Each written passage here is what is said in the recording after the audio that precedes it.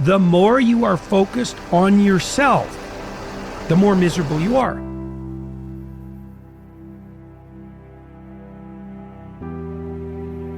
And sometimes people come back and say, well, that went great and it started me and I did 3 other things and you know what, we seem to be on the right track. And sometimes they come back and say, nope, that didn't work at all, like with the vacuum cleaner. And so then you have to think what you do in that situation is make the task smaller. If you make the task small enough, I've never seen anyone not be able to progress if they made the task small enough. But, that can be pretty humiliating.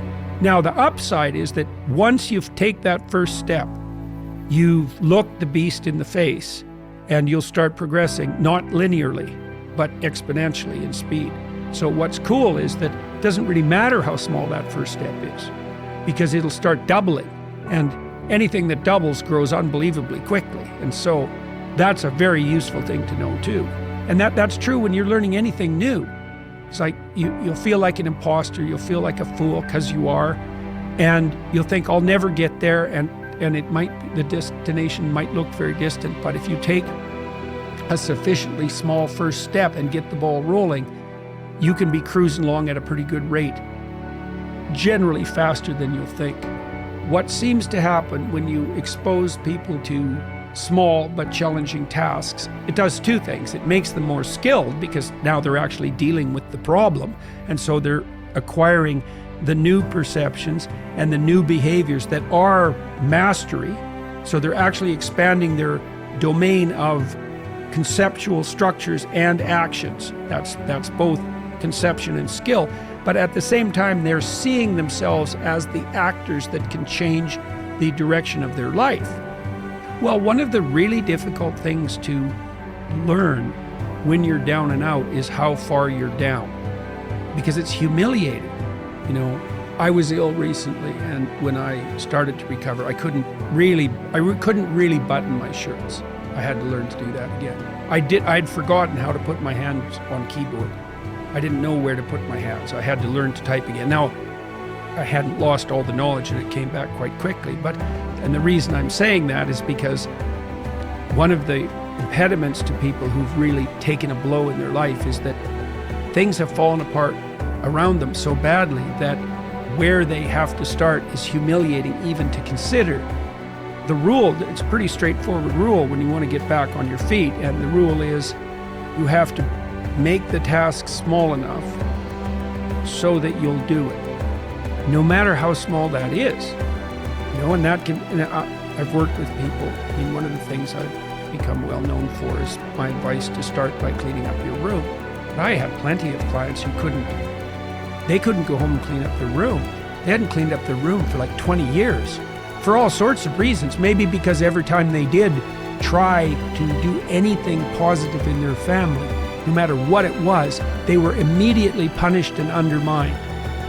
And so if they even went home and dared to start cleaning up the room, they'd face resistance within the family that was just a manifestation of the 50,000 times they've been discouraged in the past, but also a move that would upset the insanity that characterized the pattern of familial interactions. So actually, if they even made a move to clean up their room, what they were doing simultaneously was confronting the dragon in the family that had made every single person in that household insane for like 5 generations, right? So it looks simple, it's not bloody simple. And so in a situation like that, you cut it down so that maybe the first thing they do is clean up, like maybe they look inside one drawer and see the mess that's there and just look at it for a minute and think about how they might reorganize it if they were going to. When people are very down and out and they decide to make a move forward, in some ways they're facing the whole panoply of problems that confront them in the guise of that single problem, right? It's all lurking behind it, right? It's like, they see the tip of a reptile's tail outside a gigantic closet, let's say, and they look and they think, well, that's just the tip of a tail. What harm can it do me? But it's connected to the whole damn beast. And the advantage to that is that if you make that first step forward, you're actually advancing in the form in the face of all that opposition. The disadvantage is that the first task seems so small that you literally have to be on your knees to be humble enough to lower yourself to take that first step. The more you are focused on yourself, the more miserable you are. It's as simple as that. But that's society now these days. I know. Well, and there are terrible forces pushing us in that direction, Like I could attribute this to the idiocies of a degenerate Protestant liberalism driven by postmodernism. But you could also just as easily point to consumerist capitalism. It's like, it's all about you. It's all about what you want. Worse, it's all about what you want right now. Worse, it's all about what your basest appetites want regardless of cost right now. Well, that's the same as being 2 years old.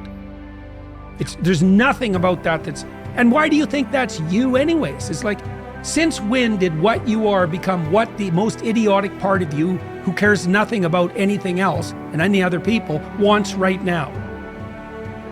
Responsibility is a good thing, but with responsibility sometimes comes this idea that it's about me, my outcomes are about me, it's all about me, my success and failure are a consequence of me. Yeah, well, right, absolutely. Well, that's why you cannot infer someone's moral worth by the level of accomplishment. So the Roman aristocrats would have said, well, look at me. Like, it's pretty obvious, speaking to a slave, it's pretty obvious that I'm better than you. And I can make all the decisions, and I have all the power. Clearly, that's evidence that I'm morally superior to you. It's like, the fact that I've got the power is a reflection of the fact that the cosmic order is clearly on my side. Now, the problem with that is that a radical subjectivity, especially one of impulse, is unbelievably immature and counterproductive. It just doesn't work any more than a room full of 2-year-olds works. What's a better idea? This subsidiary structure. It's the adoption of voluntary responsibility. Way more complex identity. It's like, take on the load. Take someone in your life, make a permanent relationship, work it out, have some kids, serve your society at all these different levels, strive upward. What's up? Okay, here's the definition of up.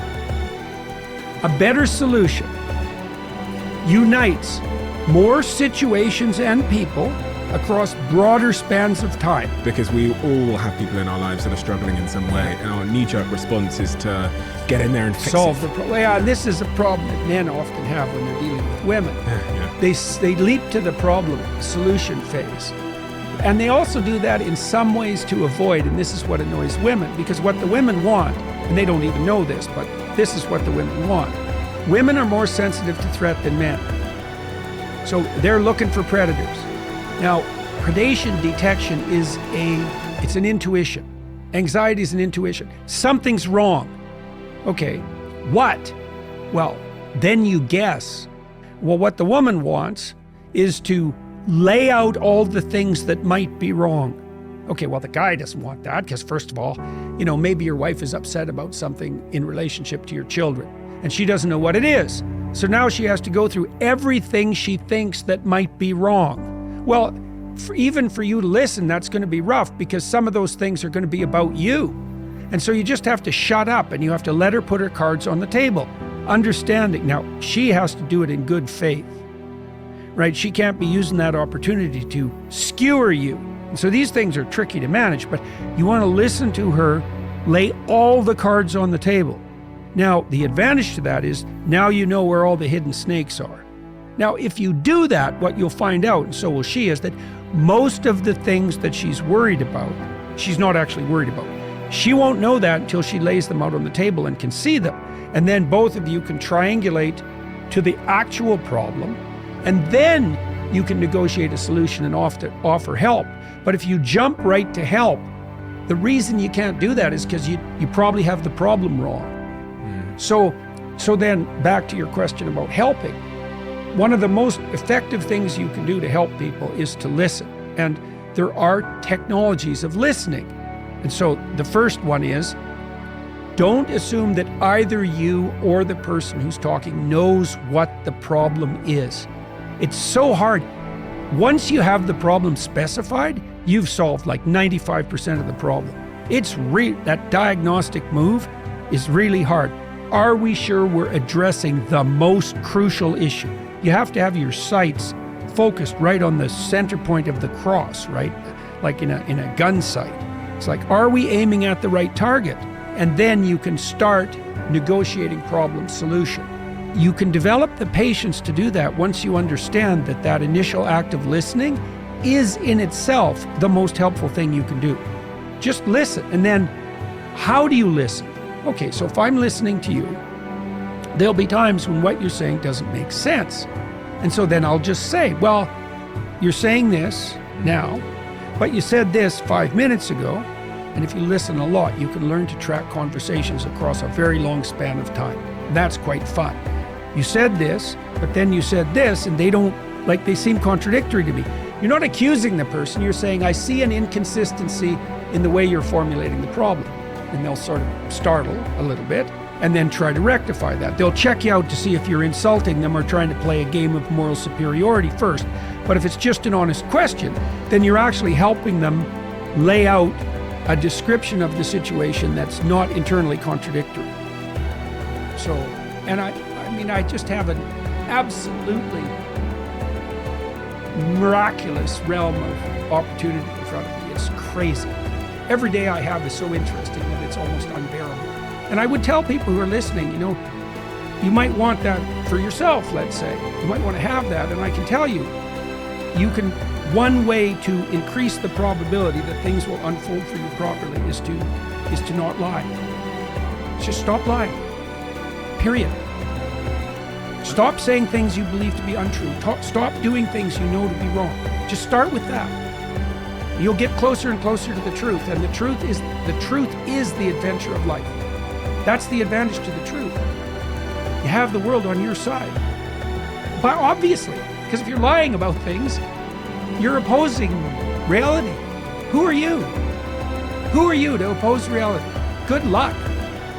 Your life is so exciting and so full of opportunities that it's almost unbearable. So what's your identity? Well, you should get your act together and take care of yourself.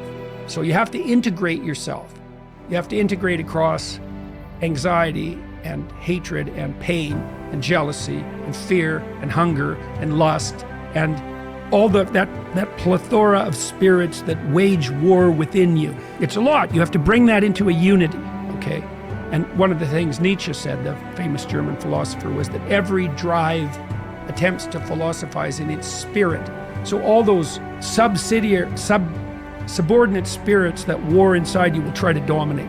I'm only my anger or rage. That's the protester type, I'm only my sexuality. But all that has to be integrated. And then you might say, well, integrated into what? Well, integrated into a structure that serves all of those spirits simultaneously and harmoniously across a long time. That's maturity. Okay, but that doesn't happen in isolation.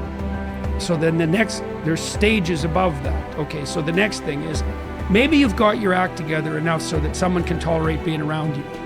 So there's enough left over from you so you can play with someone else. So we know as psychologists, one of the things that was learned 20 years ago is that there's no difference between thinking about yourself and what you want and being miserable. Those are self-consciousness and negative emotion are so tightly tied together that they're statistically indistinguishable.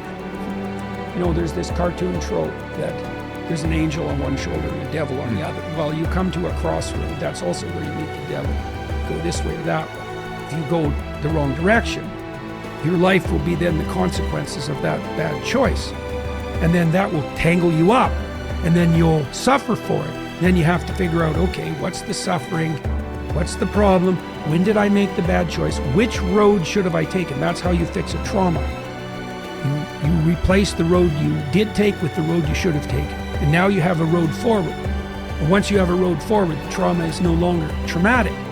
Your brain brings up the past because you have not specified the proper road forward. You go back into the road you took that was the wrong road. You find out what the right road was. Now you've atoned, you've confessed, you've repented, and you have specified the proper pathway forward. And that's what you do when you negotiate a solution to a problem with your wife too. Here's what we're doing. Here's the problem. Here's what we did wrong. Here's what we'll try to do in the future. And if that new future map works, that past trauma will be rendered irrelevant.